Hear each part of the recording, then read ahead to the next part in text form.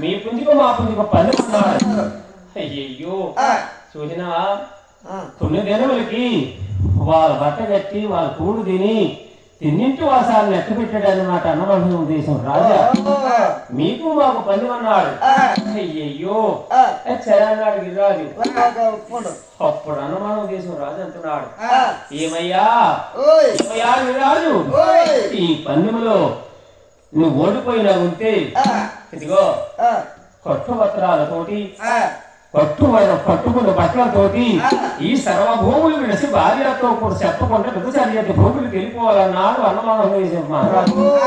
ఇదిగో ఇదే ఈ పందెములో నేను ఓడిపోయిన ఉంటే మీరు సర్వభూములు ఇచ్చినట్టు భూములకు విడిచిపెట్టి పత్రపత్రాలతోటి ఋతుచర్యత భూములు ఇచ్చి వెళ్ళిపోవాలన్నాడు. అయ్యయ్యో అలాగే అనుకున్నారు. పందెంలో అనుకోవాల్సిన మాటలను అనుకొని అయ్యా ఆడకలు తండ్రి కనుక తండ్రికి రాదంటాడు. అయ్యో అయ్యోగాడే తండ్రి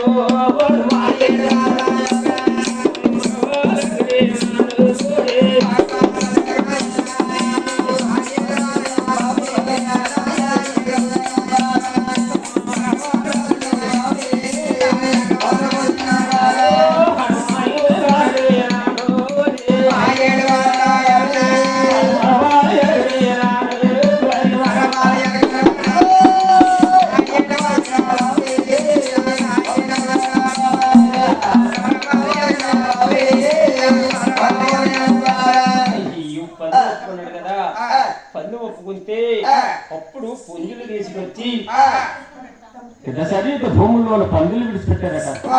ఎప్పుడైతే పుంజులు విడిచిపెడితే అటువంటి పుంజులను కత్తి కట్టాడితే కత్తులు కట్టారు. కత్తులు కట్టి శరీర భూముల్లో కదా పుంజులు విడిచిపెడితే అయ్యో మా తల్లి కథకదరా పడతామో